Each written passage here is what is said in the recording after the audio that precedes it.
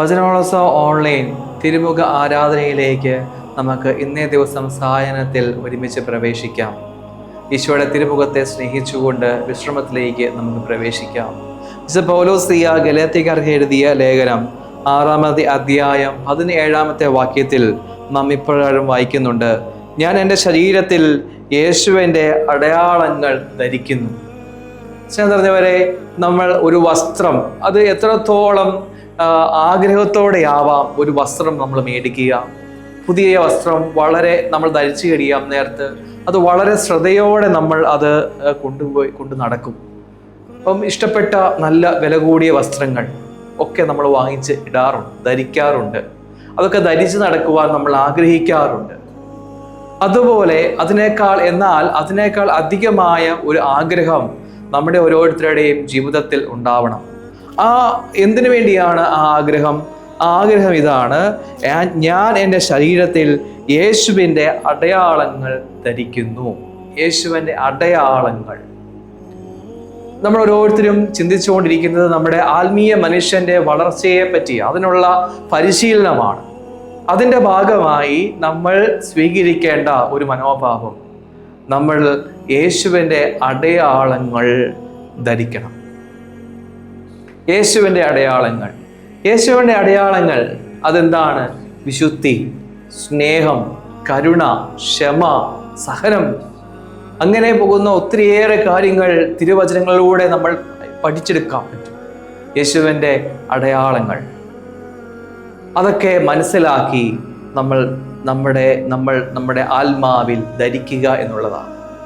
ആത്മാവിൽ എന്താണോ അതാണ് പുറത്ത് നമ്മൾ കാണിക്കുന്നത്. ഉള്ളിൽ എന്താണോ അതാണ് നമ്മുടെ സ്വഭാവം. അപ്പോൾ നമ്മുടെ ഉള്ളിൽ ഈശോയുടെ അടയാളങ്ങൾ ധരിക്കണം. വിശുദ്ധി, സ്നേഹം, പ്രാർത്ഥിക്കുവാനുള്ള മനോഭാവം, സ്നേഹിക്കുവാനുള്ള മനോഭാവം, മറ്റുള്ളവരുമായിട്ട് സഹകരിക്കാനുള്ളത്, സഹോദരങ്ങളെ സ്നേഹിക്കുക എന്നുള്ളത്, അയൽക്കാരനെ സ്നേഹിക്കുക എന്നുള്ളത്, ക്ഷമിക്കുക എന്നുള്ളത്, സഹിക്കുക, അങ്ങനെ ഒത്തിരിയേറെ കാര്യങ്ങൾ ഈശോ തൻ്റെ ജീവിതത്തിലൂടെ നമുക്ക് പറഞ്ഞു തരുന്നുണ്ട്. വചനങ്ങളിൽ വായിക്കുമ്പോൾ നമുക്ക് കിട്ടും. ആ അടയാളങ്ങൾ നമ്മൾ നിരന്തരം ധരിക്കുവാൻ നമുക്ക് സാധിക്കണം. കൃപയ്ക്ക് വേണ്ടി ഒരു ഗാനത്തിന് ഈരടിയോട് ചേർന്ന് ഈശോയോട് പ്രാർത്ഥിക്കാം. കർത്താവേ, ഈശോയെ, അങ്ങയുടെ അടയാളങ്ങൾ എപ്പോഴും ധരിക്കുവാനുള്ള കൃപ ഞങ്ങൾക്ക് നൽകണമേ.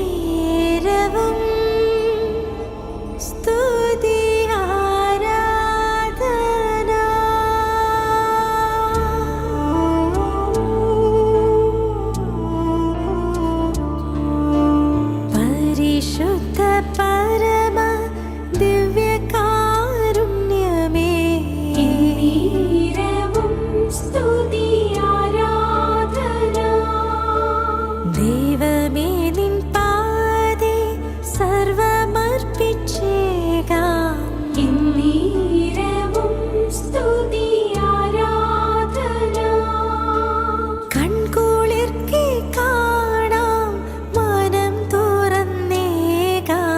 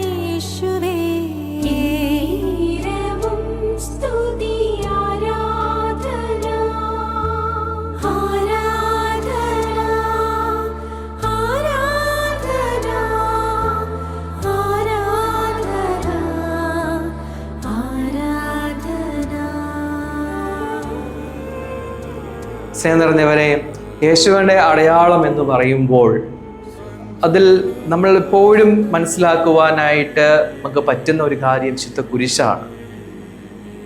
അപ്പോൾ എന്താണ് നമ്മൾ ചെയ്യേണ്ടത്? നാളെ രാവിലെ എഴുന്നേൽക്കുമ്പോൾ വിശുദ്ധ കുരിശിനെ ഒന്ന് നോക്കണം. ആ കുരിശിലേക്ക് നോക്കുമ്പോൾ അവിടെ ഒരു അടയാളം കാണും, സ്നേഹത്തിൻ്റെ അടയാളം. വിശുദ്ധ കുരിശ് വലിയ സ്നേഹത്തിൻ്റെ അടയാളമാണ്, നമ്മളെ സ്നേഹിച്ചതിൻ്റെ അടയാളമാണ്, ഈശോയുടെ സ്നേഹത്തിൻ്റെ അടയാളമാണ്. കുരിശ് നെഞ്ചോട് നമുക്ക് ചേർത്ത് പിടിച്ചുകൊണ്ട് ഈശോയുടെ ആ വലിയ സ്നേഹത്തിൻ്റെ അടയാളം ചേർത്ത് പിടിച്ചുകൊണ്ട് ആ സ്നേഹത്തിൽ വിശ്വസിച്ച് സ്നേഹത്തിൽ ജീവിക്കാൻ നമുക്ക് സാധിക്കട്ടെ. ഈശോയുടെ ആശീർവാദം നമുക്ക് സ്വീകരിക്കാം. പരിശുദ്ധ